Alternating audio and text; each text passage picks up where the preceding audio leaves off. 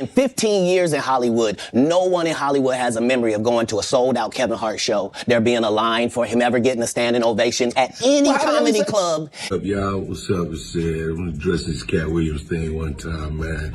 I saw people on there really commenting about that. Look, I have no idea what this brother is talking about. That joke is over 30 years old, close to 30-something years old. I did the Kings of Comedy in 1999. Probably have been doing that joke 6-7 years before that. I don't even know if Katt was doing comedy then. So, you know, again, he's a talented brother. I have no idea what he's talking about. I've never seen Katt do a space shuttle joke. So, you know, that may be something that he believes is true. I've written a lot of jokes. I've had a lot of comedians steal my jokes as well.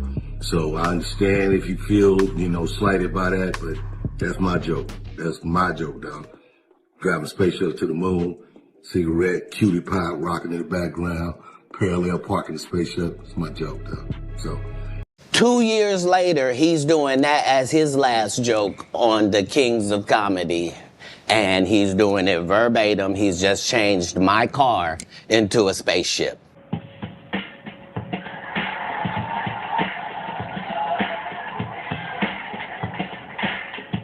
This comes from, you keep pointing at Hollywood. Hollywood this, the white man, this, and this. When do you take responsibility for your actions? You had the shot. Katt was in that position at one point. You were the guy. Yeah. You were set up to be the star. You didn't show up to work. You fucked off promo shoots. You fucked off your promo fucking trips that they had set up for you. You became a risk to the studios, which is why the studios stopped fucking with you. Why was he a risk? He chose drugs. Oh, okay. Take responsibility for what you chose and say, you know what? I got to fix me, and I'm going to come back and I'm going to stand up for comedy. Mm-hmm. So when you say Tiffany Haddish doesn't deserve or isn't really a comedian, and these other women have worked hard, which they have. Mm-hmm. Shouts out to Melanie Camacho. Shouts out to Lunel. Mm-hmm. Shouts out to Leslie Jones, who are all underneath the umbrella of Katt Williams. Katt Williams, have you ever used your platform to fucking bring the people that were under you up? You haven't. So because you haven't, don't shit on those that now are. I've used my platform, and I brought my guys and girls up. The brand of Kevin Hart is a brand that's expanded so far, whether you like me or not.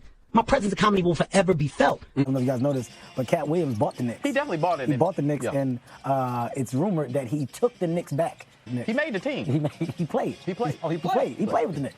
He played with them. Well, you know he's fast. They say he's fast. Yeah, He's one of the fastest. 3'9". He figured out how to play basketball from reading all them books. 3,000 of them. 3,000 a year. A year. That's 2 a day. At 6 years old. That's 2 a day. Hey. Smartest kid to ever do it. They kept it a secret for 48 years. Yeah. They kept it a secret. It just dropped off. Another known fact, Katt dropped them off. Oh, wow. Katt just dropped John Morant. He gave him a ride. Then he put a spaceship. Okay. Known fact, Katt Williams has an NBA basketball court in his living room. He's the first to embrace a true hardwood floor. Yeah. We playing against that little boy that put him on the ground? Another known fact. By the way, it's a known fact that Katt Williams do not breathe oxygen, so it didn't bother him. Yeah. Oh, copy that. You can't choke him out. That's a known fact. Everybody knows that. He's 92-6 in one-on-one. LA, nigga. I've been doing shit. I was on That's So Raven. I was on all this shit. I did extra work. I was on all of the white people TV shows, the black people TV shows. I used to be on Dance 360. I've been out of here.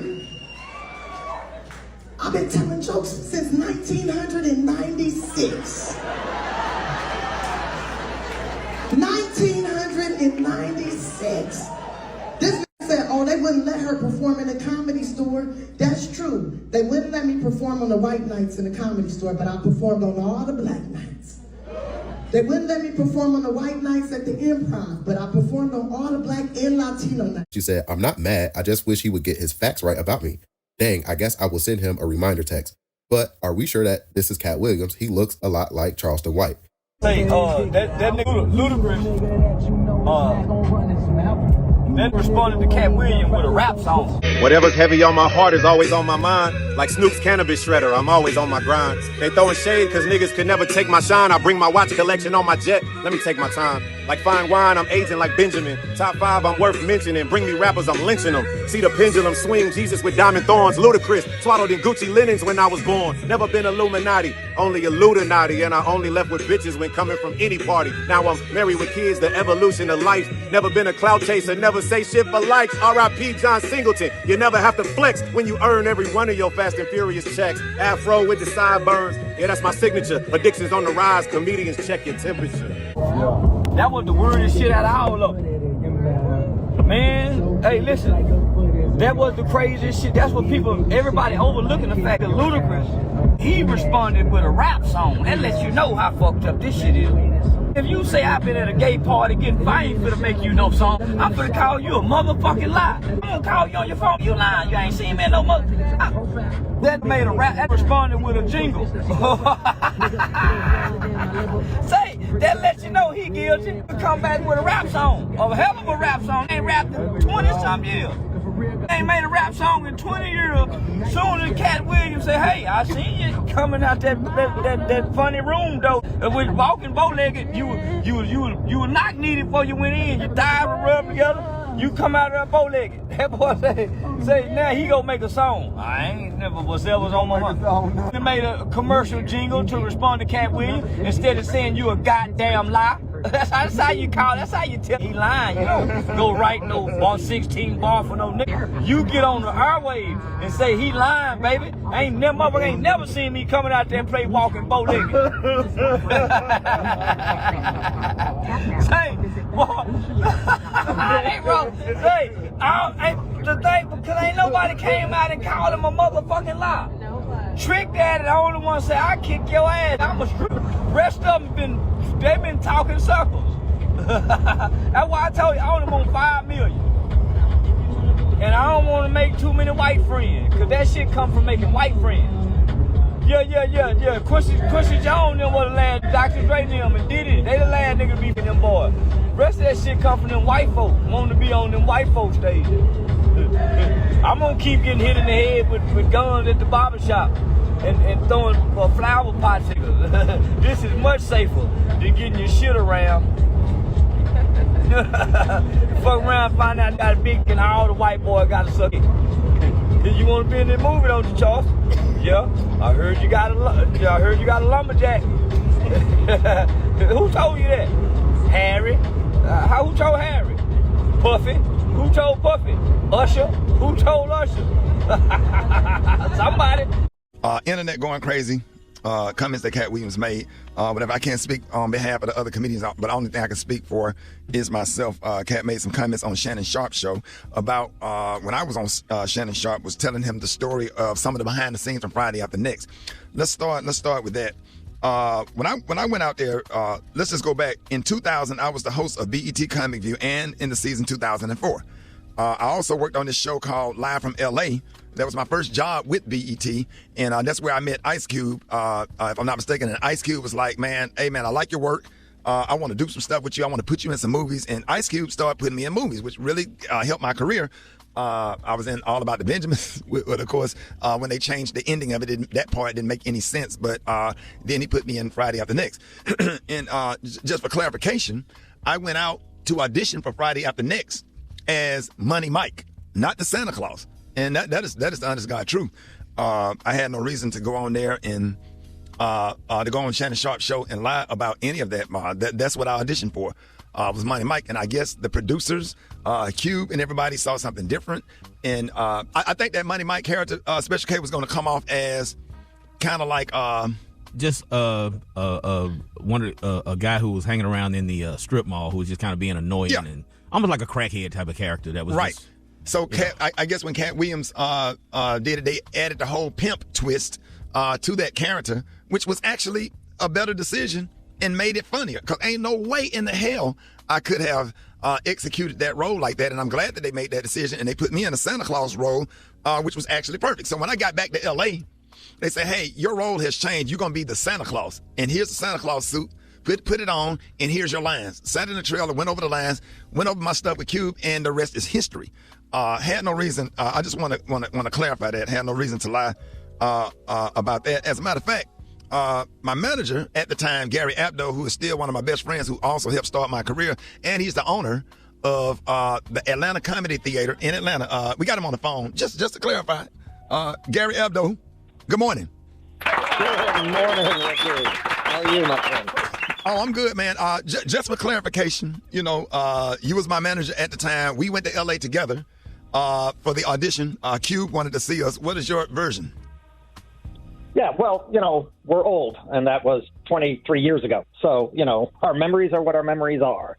You went out, you auditioned, they wanted you to play Money Mike. That was the sides that they had sent. The sides are the portion of the script for the part they want you to play. Those were the sides they sent. That was the audition you did. They said, great, we want you to play this role. My recollection is you had to go back and read for the execs from the studio one final time. And the night before that, we got different sides, and they said, no, we want you to play this role. And we didn't understand it. We really were under the impression, well, you had the role as Money Mike, but then all of a sudden they switched it up. Now we understand why. Katt came in, blew them away. He's an incredible performer.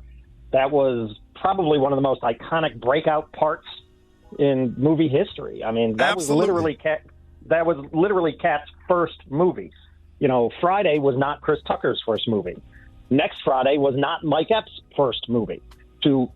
For that to have been Katt Williams' first movie, and he exploded. I mean, that literally made him an iconic touring comedian, one of the biggest to do it in this generation. And, the rest, as they say, was history. But, yeah, absolutely, without a doubt, you were auditioning for Money Mike. We were told you had the role, and then that switched up overnight. And I'm glad I ended up being the Santa Claus, because that role was iconic and not as funny as his. I like the pimp. I personally like the pimp better, but the Santa Claus role was just perfect for me. At the time, I was skinny and could run fast. So. And you could squeeze over that gate. So, yeah, that was the... I just wanted to clarify that. And then there was no contract ever that in agreement with the first Sunday movie, because that was a whole different production directed by who just directed my Netflix special, David E. Talbert, about me playing Bernice Jenkins. That's something that David called me personally. David and Lynn are fans and have been fans of my work for a long time. And it was like, we want you to play Bernice Jenkins, and and here you go. And that's what happened. And I went out there and shot that in one day, me and Red Grant. And that was a lot of fun. Right. And it had nothing to do with Katt Williams' contract or whatever. So I'm, what I'm saying? Like, I respect Katt. Definitely disappointed that you have to get on the air and explain something like this. But that's the truth. And I don't know what else to say. So there it is. There's not much else to say. It's indisputable that Katt played that role, killed it, built an entire career out of that one role that all of us look at and go, wow, that's absolutely amazing. But it's also indisputable you were auditioning for Money Mike. We were told you had the role. You just had to read one more time, and then that switched up. And the crazy thing about it is we had a conversation when it came out. He said a lot of this 12 years ago, and we had a conversation because I was on 14th Street in Atlanta, right by the Four Seasons Hotel, and I was driving down the street with my granddad in the car, and I saw Katt Williams going across the street on 14th Street, and I said, Katt, what's up? Whatever. I just wanted to make sure we was good. He said, come over and have a cup of coffee with me, because he was walking over to Starbucks. And I went over and he went in there and got the coffee. We was chopping it up or whatever. Just didn't even really talk about the issue or whatever. I said, hey, man, I want you to come out and say hello to my granddad. My granddad is a fan. He came out to the truck. I'll never forget, I was in my Ford F-150, and I came out and spoke to my granddad. He hugged my granddad and wished him well. My granddad was like, keep doing what you're doing, young man. My granddad was living at the time. It was just me and my granddad in the truck, and we dapped it up, and that was it. I mean, that was it, and I thought that we were good. I didn't know that we had any issues, and if there are any issues or if there's anything that I've done, not only to Katt Williams, to anybody, I apologize, and I'm not perfect. I made mistakes, but I did. That's just the honest to God truth, and I did audition for what I auditioned for, and I'm glad that the producers made that decision. And let me address all of the things with Gary. You can help me out with this, because comedy greats like Flip Wilson played Geraldine. Richard Pryor played some roles on his show. Jamie Foxx played Wanda. Martin played Shanae. I did. Bernice Jenkins, Tyler Perry did. There's a lot of comics and a lot of comedy greats that did characters for the sake of funny, for entertainment, for the sake of the laugh. And it has nothing to do with nobody's comfortable in the role. Nobody wants to put on a damn dress or comfortable in it, That has nothing to do with my manhood being lessened for trying to play a role and trying to put food on the table for my family. Because it's a prop. It's nothing more than a prop. It's nothing more than a way to get a laugh. I mean, back in Shakespeare's time, there were no females playing females' roles. Every female role was played by a man. You know, it's just part of an art form. It's part of what makes it funny. You bring the funny to it. I wish that I'm sure you remember. People don't know about this. The pilot that you shot for the Kings of Comedy TV show, Bernice Jenkins had a whole sketch with Medea. Yeah, I did a sketch with Medea, me, Earthquake, Tyler Perry, Niecy Nash. We did a thing called The Pew. It's supposed to be like The View, but it was a church-based version of The View, and it was just comedy great to see Bernice Jenkins, the character, and Medea. And I started off doing Bernice Jenkins doing prank phone calls on the Buck Wild Morning Show in Birmingham, which spinned into, hey, I think you should do a character. This would be a great character for this role. So we were all in our 30s, late 20s, doing what we had to do in order to be successful. Now that we are older, I'm comfortable in my job in radio. I'm comfortable in, the roles that I get and the things that I get to do. And I just finished a phenomenal comedy special. So the statement about Ricky Smiley's not funny, I've been sold out since 97. That part. Every single show I have done since 97, maybe not big arenas, but I pack up those theaters and have to add shows in comedy clubs. And between radio and all of that and raising a family, I'm comfortable with. What makes me sad, I don't like the way that made my kids feel. And that's why I'm not going to, go after him, because he has kids and family members and nieces and nephews also, and it hurts our family members and people that do love us when we say hurtful things about each other. So we want to wish Katt Williams the best or whatever. It ain't nothing but love over here just because we don't agree. Arnez J and I had beef for about 20 years, and I end up sitting next to him on a plane. And when I saw him, I couldn't do nothing but grab him and hug him. And we text each other all day on Christmas Day. It feel like we trying to make up for lost time. Two talented people that actually love each other. And Special K, Katt Williams got some comedy dates coming up. He's going to be in Birmingham. Katt Williams is coming to Huntsville.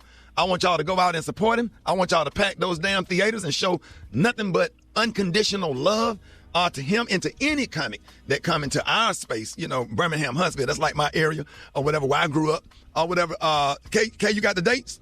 Yeah, you got January 12th, Cedar Park, Texas. The 14th, Estero, Florida. The 19th, Huntsville, Alabama. The 26th of January, Tupelo, Mississippi. Y'all go ahead and get on Ticketmaster. Yeah, make sure y'all go out and see Katt Williams and go out and support him, man. It's all love over here because it's enough money out here for everybody. So what we're addressing for everybody that's tuning in, we're just addressing the whole Katt Williams situation, and I'm gonna leave it at that, man. Because here's the thing: what we all need to understand. Here's what we all need to understand. You know where you've been, but you don't know where you're going, and you don't know who you're gonna need. And I promise to God, if there's anything that he or anybody in his family, on his staff ever need, we'll be there. Because I stick up for comics, and we all are not perfect, and we all don't get along all the time, or whatever. We all have issues, but at the same time, we are all in the same game. I don't agree with all the cues all the time. I go to the conclave and go through different stuff with the bros or whatever, but at the end of the day, Omega Psi Phi, this friendship is essential to the soul. Look, okay, first I went on Facebook. I typed my name in. They were like, you cannot use celebrity names. I was like, word?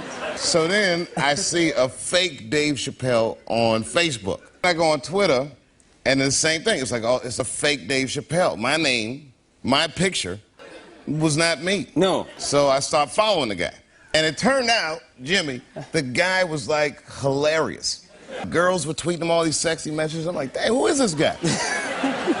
And then, like a week or two into it, he just turns evil and starts like a whole Twitter beef with this guy, Katt Williams. You know Katt? Absolutely. Katt Williams starts saying things to this fake Dave Chappelle that's hurting the real Dave Chappelle's feelings. I go to the comedy show, I go over to Katt, and I'm like, yo, Katt, man, I gotta talk to you. I don't have a Twitter page. And he's like, so what, Dave Chappelle? I don't have a Twitter page either. Surviving comedy, you have to be lovable. Katt Katt is one of the most lovable comedians in the world.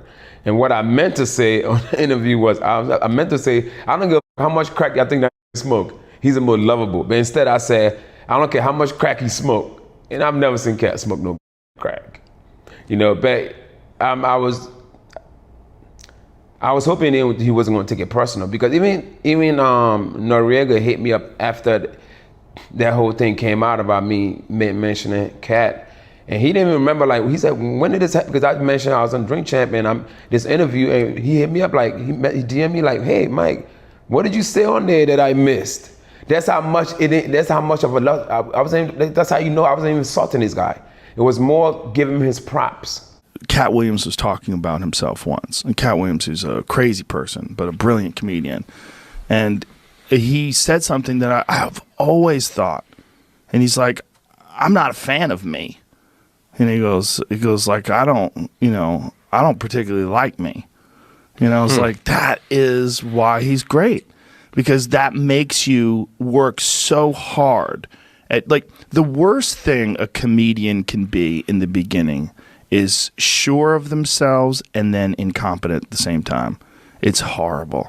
It's horrible because you're not good, but you think you're amazing. Ice Cube, just wanted to address a few things. Everybody been checking out the internet. My man Katt Williams. First of all, I just want to say, we shot that movie over 20 years ago, so, people have different perspectives, and it's been a long time. I also want to say,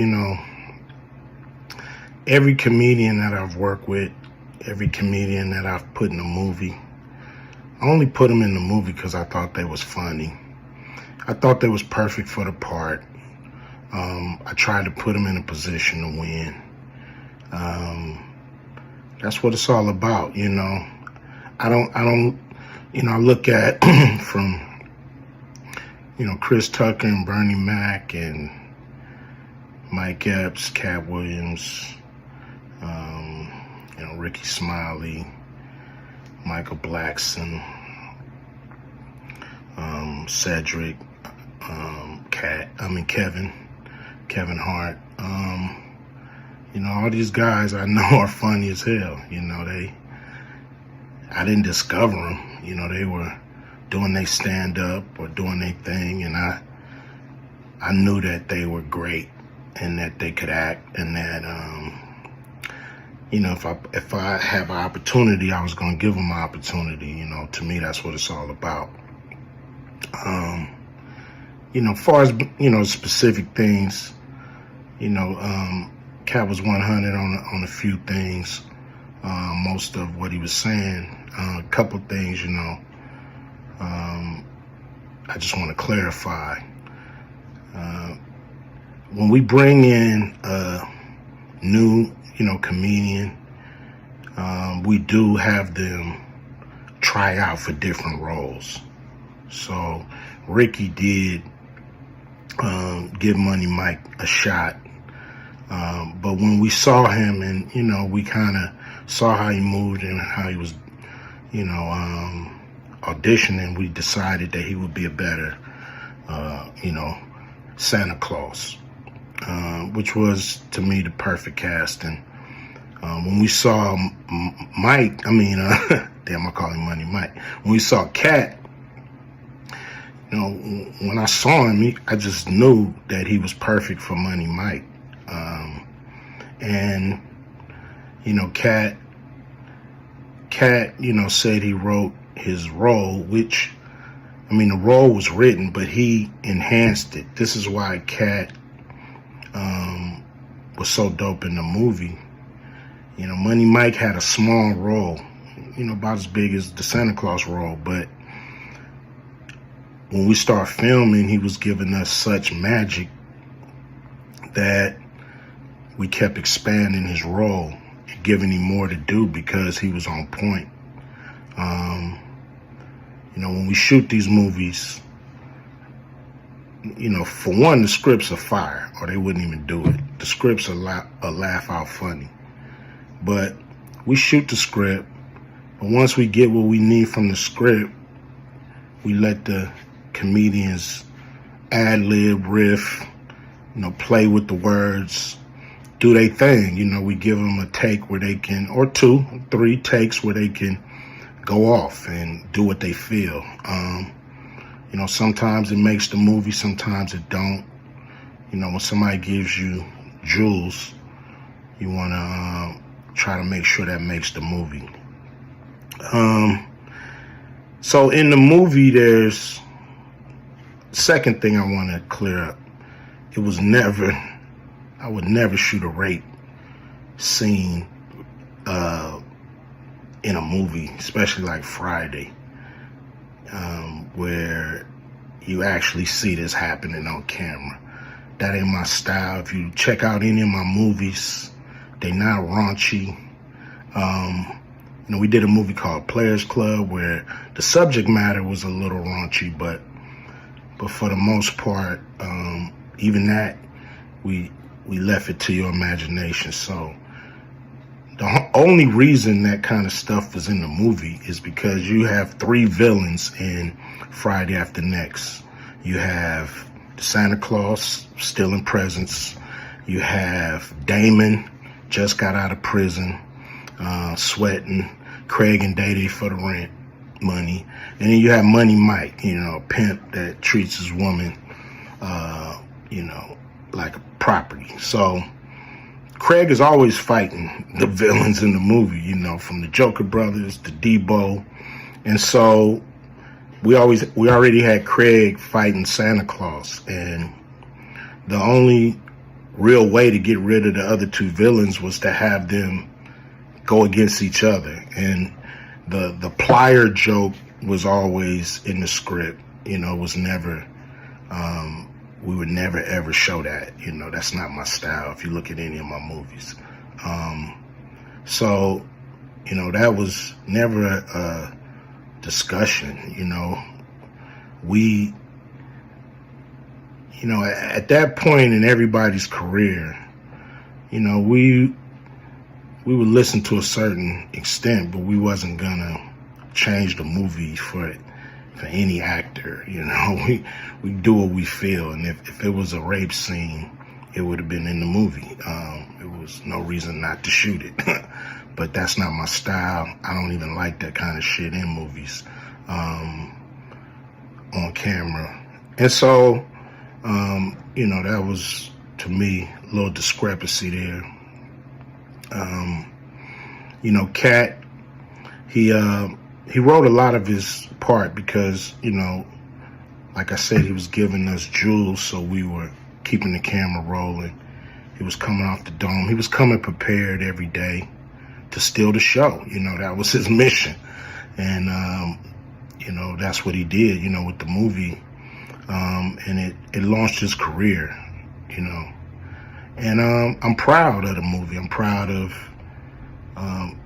all the guys who've, come through, a Q Vision production and went on to do bigger and better things. And look, a lot of people are talking about pay and how much they was paid on these movies that were extremely low budget. Most of these guys work a couple of days, and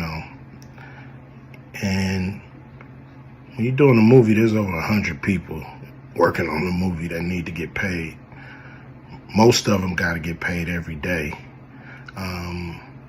And there's pre-production and post-production. Even after you finish with the actors, you got to pay editors and sound people. And my movies are all about quality. So most of the money go up on the screen. I'm not giving you no bullshit. I'm not giving you no low budget, shit you can laugh at because it's so cheap. So, we try to put all the money on the screen. And so any actor that's mad at what they got paid, just look at what you was doing. Look at where your career was at the time. Take a look at where it is now. And Friday has something to do with that, I believe. And I put a lot of people in movies, but they ain't never put me in a movie. So you could take that for what it's worth. You know what I'm saying? I've given a lot of these guys opportunities. And I still act, so I'm waiting for a call.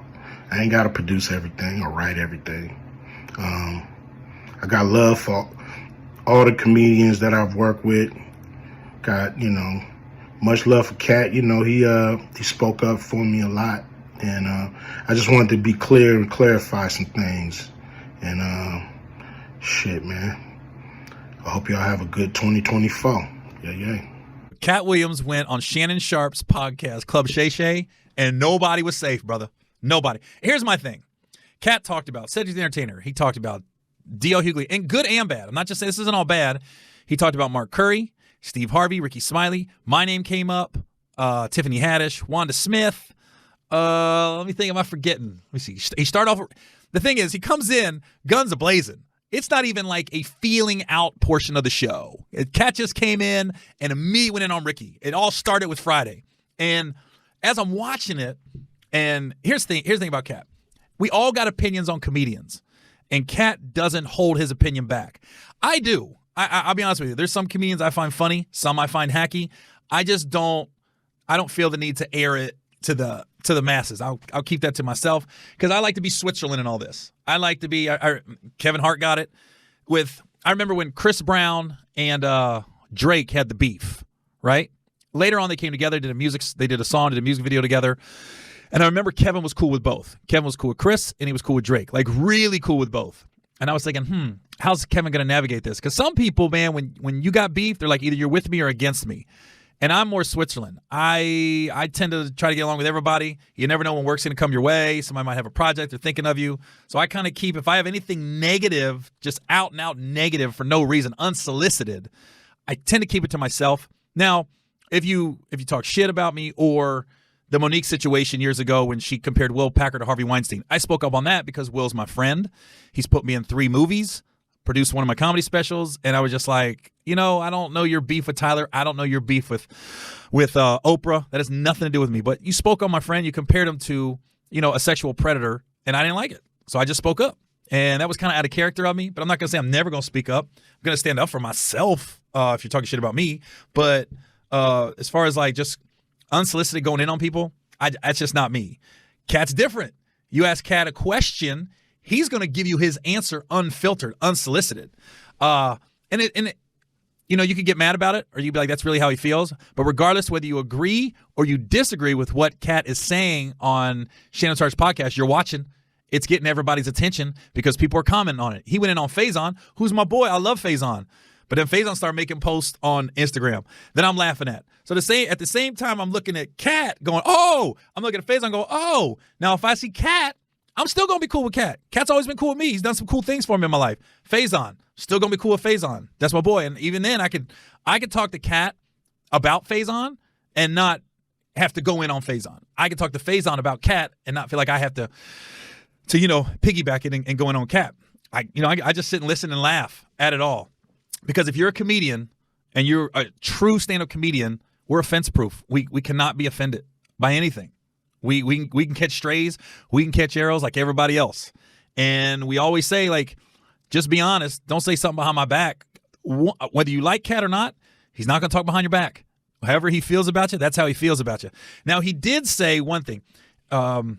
He talked about Ricky Smiley, and he talked about when Ricky Smiley went on Club Shay Shay, Shannon Sharp's podcast, which is a great podcast, especially for, I know I'm a white guy, but for my demographics, and I'll get into that in a minute, what Katt said about me, but for my demographics, Club Shay Shay, I'd rather go on Club Shay Shay than Joe Rogan. Even though, okay, I got to get into, I got to unpack this podcast, because Katt made a comment where he said, why you think Gary Owen, who's a white guy, has been doing stand-up for 25 years, hasn't crossed over? And when he said it, I was like, wait a minute, was that a good thing or bad thing? And I literally had to go to Twitter and start asking people, was I catching strays or what was that? And they was like, no, they were saying you haven't sold your soul. That's why you haven't crossed over. You've been consistently you, and that's why you haven't, quote unquote, crossed over. So I was like, oh, okay, that made sense. Now, I'm not going to get into it, but I've been, I was in an awkward situation one time where I can't say for 100% this person was trying to make me do something, casting couch type deal, but it felt like it. And I was like, is this that point where I've always heard, would you suck a dick for $1 million? And I was thinking to myself when I was in this office in this room going, well, this is I'm about to answer this question. And the answer was no, I wouldn't. So now I listen, I can't say for 100% that's where it was going, but it felt like it. It felt like it. You got to be in the room to feel it. And I was like, oh, this dude is really coming on to me. Like, this is happening in real life. And the dude did it, and he'll always remain nameless. I think he was feeling me out. Like, is this dude, and this was years ago. I was young in the game. But I was just like, wait a minute, is this happening right now? I was like, oh my God. And then I was like, I made it very clear I like women. I'm not going that route. Blah, blah, blah. So I'm not gonna get into it, but I was wondering, I was like, ooh, does this happen to me right now in real life? So I think Katt was saying I haven't sold my soul. What's your take on Katt Williams' way? Everybody up on this distraction. Let me tell you something. It's a distraction. Katt Williams is a very talented brother, and he's very vocal, And my take on it is everybody talk about, I'm cool with, how I be cool with people? I don't be around them a lot. Me and Steve Harvey let me do the Hoodie Awards several times. I got to do his radio show. He didn't help me out a lot of times, man. I ain't kissing his ass, but he ain't put me in his movie, which that's what I wanted to do. I was hoping, he said, you and Isaiah are the perfect duo. Somebody said that, was that you pal underscore 85? You Paul, you pal? You know him? Okay. Well, thank you, Paul. You pal 85. I appreciate the love. Yeah, but my thing on the Katt Williams thing, I think Katt, he just gonna talk. He one of them cats, man. He ain't afraid of nobody. He say what's on his mind, and he probably has some confrontation with our family, because you got to remember, the more the money go up in your life, the more the what you call spite comes out of other people. And if y'all all on the same school, see the one thing about black entertainers, we think it's only one bag. And we don't even understand, man. I couldn't even get in with the Fridays and all that stuff. I don't know why, because they wouldn't call me, but I got in with the Adam Sandlers. I got in with Breaking Bad, Better Call Saul. When Netflix wouldn't let me do a special with them, they put my special on that I filmed somewhere else. I did Showtime, and thank you Showtime so many times, and I appreciate Netflix showing my special on their platform. Tubi, big shout out to them. But hey man, like I tell people all the time, we think it's just one bag, and that's how all these beefs come up. You think because you making it, you can, you start giving beef, and then some comments do still. I seen a comedian go up right before me and do my damn joke. I seen one go up right after me and do one of my damn jokes, and they talked about it, and did the joke, and they famous, and I fronted the nigga about it.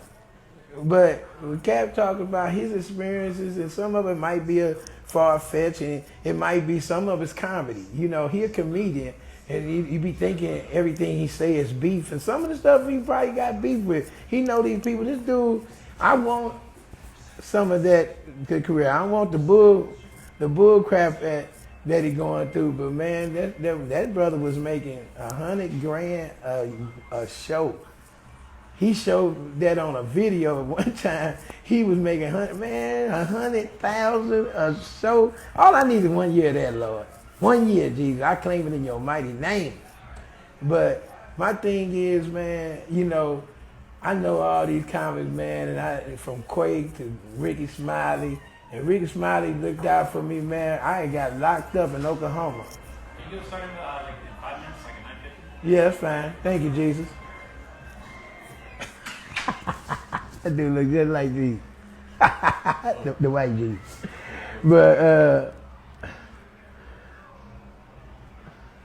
well, you can't spell hustle without saying STL. You damn right, baby. But we get down, man. I don't have no time for beef. I mean, even when I had somebody was mad at me, I confronted them. We did it, and we moved on. I don't sit up and fester in that, man. And, Katt been blessed. All these guys been blessed to do what they do. I'm blessed to do what I do. I ain't even got the $100,000 to show, but I'm blessed that these wonderful people come out to see me every week. They come out and holler at me and let me go up and do my thing, and I try to stay fresh as funny as possible for all of them. And I got a family to take care of, man. I got things lingering over me, man. When I get out of the game in a few years, I may tell some stories about some stuff, because I've seen some shit, and I've been through some shit. But I mean, the things that I've done, I've been in, I mean, people wouldn't even believe, because I keep myself on a platform that, you know, people say, oh, you just nice. I said, I'm not nice. I'm kind. I'm kind, but you cross me, you'll see another nigga. But I'm not that one to go up and just bother you and, you know, go trip off stuff. And if you steal my joke, I make a better one. And you know, a comedian stole my joke, and I went up after the nigga, and y'all know him, and y'all go buy tickets to this nigga's show, and he a new booty. And he went up and did my shit, and I went up behind him and did my shit again. And I got a standing ovation. That's how hard I go. So that's how you got to look at those things. But, you know, he talked about a lot of different categories, and I think it was great podcast for Club Shay Shay. It probably got Club Shay Shay all the interest he needed, because that nigga, I done been talked about on his show a couple of times, and he ain't asked me to come on his show. Lavelle Crawford been brought up with Bruce, it been brought up with Ricky Smiley, and ain't once he said, hey man, let me get Lavelle on, because he said on with Katt on that time, I think I got all the best comedians on here, and I was like, oh, for real? And I said, that's cool. That's cool. I said, because, you know, hey, none of that stuff make me or break me. Ain't none of them cats talking about people ain't gonna put no money in my pocket. I work with every single person he named so I can make some money. We ain't gotta see each other. I don't have no beef with nobody. And if I do, we'll holler. I ain't one of them niggas that walk around with this energy. And I think Katt, one of them cats that don't need it, because he say their names and they ain't afraid to do it. I respect him. He got a lot of nuts, and I like that about him. I respect him. Katt gave me the best compliment I ever got. And, you know, some people say he gave them money. I would love to get $100 grand from him, but I ain't paying it back. But he gave me the best compliment ever. He said, I became famous off my stand-up alone. And I met him, that's when I was at the Ralph grocery store. And he was out in the car and his people was inside. They said he come there all the time. I went out there and we shook hands, man. It was good to see Katt. And me and Katt been knowing each other a long time. But I just, you know, that's how I chime in on this stuff. And I said the comedians that he named, when you chime in on stuff, it just makes it more valid. You know, if it ain't true, you know, all the money you got and all the blessings you got, why you on Instagram going, oh, that ain't true, that ain't true? You making yourself look guilty. And man, people say stuff about me, I'll holler at you. I ain't trying to bring the internet. Somebody trying to choose a side. Motherfucker, I don't have no side. I got God's side. I got my family side. I ain't in that BS bullshit. No bullets was thrown at me. I mean, that world is what it is, you know? I mean, the opportunities I got, I thank the Lord for every one of them. And he's blessed me, and he can bless you too if you want to do it. But if you sit around worrying about somebody talking about you all day, you're gonna be tired and dead. So I want to know your advice for Katt Williams right now. I know Katt. Katt can fight. Oh. Katt ain't gonna be fucked with. That's my aunt. That's Unc. That's big Unc right there. I'm with Katt, man. I stand with Katt, man. Yeah, I'm with Unc. So, yeah, I'm with him. If he catch one of them in person, it'll be the same energy he had on that podcast to their face, and he'll be on that with them people. That's one thing I can respect about it. He's not gonna say nothing on no podcast that he wouldn't say to their face. I mean, a lot of comedians feel like, you know, they're kind of against him right now. I mean, where do you kind of stand right now? I mean, I can never be against Katt Williams. I'm with him. I'm on his team forever. Me and Katt was on my first TV show, Tracy Morgan show. I've been knowing Katt since I was about 7 years old. I'm 27 now. So, you know what I mean? One thing about it, I stand on loyalty.